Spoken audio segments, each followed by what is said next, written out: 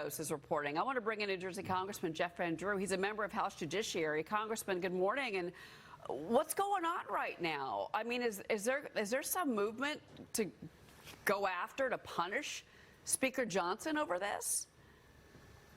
I'm not going after Speaker Johnson. I'm not out to punish anybody.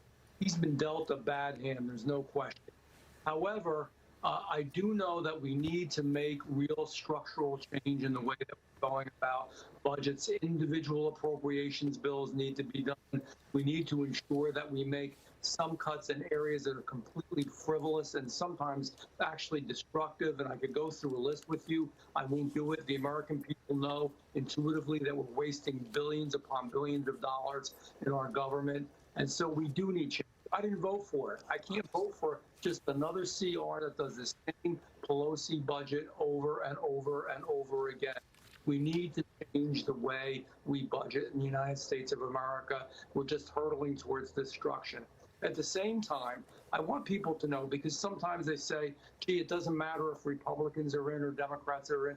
It does matter. We would be spending a lot more money, and we have budgets that were even more blown up, even more wasteful, even more abusive than we do now. But we need to get our caucus together.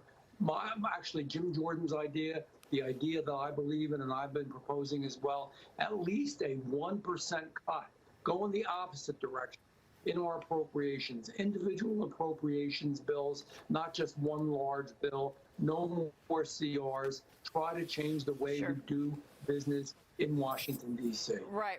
No, I mean, look, it doesn't seem like there's much appetite for a government shutdown right now. The weather has been rough enough in D.C. To do that without any help from Congress. But I do want to move on to something else that's in front of you right now, and this is Hunter Biden. So he's finally agreed to appear before House Judiciary for this private deposition. It's going to be February 28th. This is your group. The impeachment probe kicks into high gear.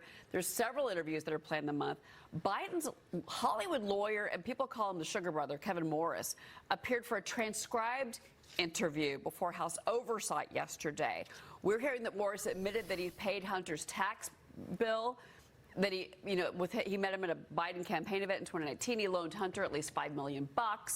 James Comer says his testimony raises a lot of ethical and campaign finance concerns for the president, pointing out that since Morris started helping Hunter financially, Morris has had access to the White House. He's been with the president. And this follows other business associates with Hunter. So, Congressman, kind of give me your take on this, in particular, since this does involve your committee. Judiciary is very involved in this, as you know, and if there is an impeachment, it would go through judiciary. Let me say this. Hunter's a bad guy. Whether it's buying a gun illegally, which Cheryl, you or I did, we jail. He has disposed of it in a dumpster. There was cocaine now that we found on the holster that the gun was in.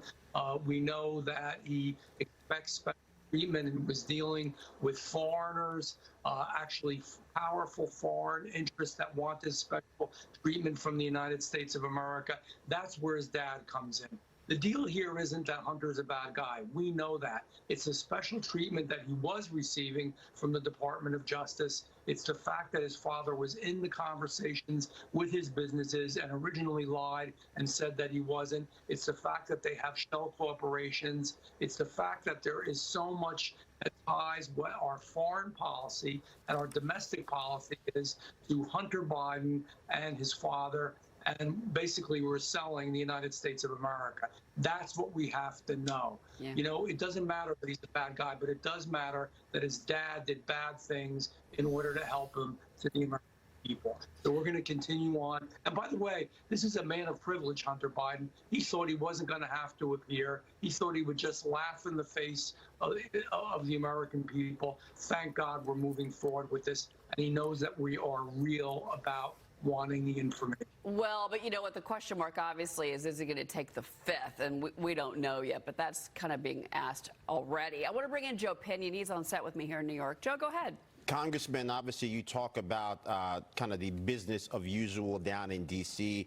it appears that once again your politics dictating different types of treatment that you receive from our federal government. You go back to 2013 when there was the IRS scandal underneath Barack Obama, where they were targeting conservative nonprofit groups for extra scrutiny. Now we're hearing that the feds are once again asking for the banks to start scouring records to see if the term MAGA pops up. What can we do to actually rein this government in to get equal treatment under the law again when it appears government, whether the Democrats want to acknowledge it or not, continues to be weaponized for the purposes of targeting everyday ordinary Americans? Oh, you're so on target here. What they should be doing in the Department of Justice, what we should be doing with the FBI, is ensure that they are only going after foreign terrorists and those that are truly dangerous. And they have been going after real Americans for years, whether it's faithful Catholics, Roman Catholics who go to church for real. I know it's hard to believe, but we have the proof, and they admitted it was true. Or parents at school boards, or now we find out people that shop at or Bass Pro Shops, or are real conservatives, or use the word Trump or MAGA. They were actually going after them and investigating them, misusing FISA, which was supposed to go after real bad actors, to go after people that just had conservative values or different values. This has to stop. Thank God we have the majority. Thank God that the Judiciary Committee investigated this and revealed it to the public, because we wouldn't know otherwise. Yeah. Congressman Jeff Van Drew, it's always good to see you, Congressman. Thank you. Thank you. All right. We've got a lot more coming up this morning, everyone. Federal Reserve presidents are speaking out about potential rate cuts this year. Maria discusses all of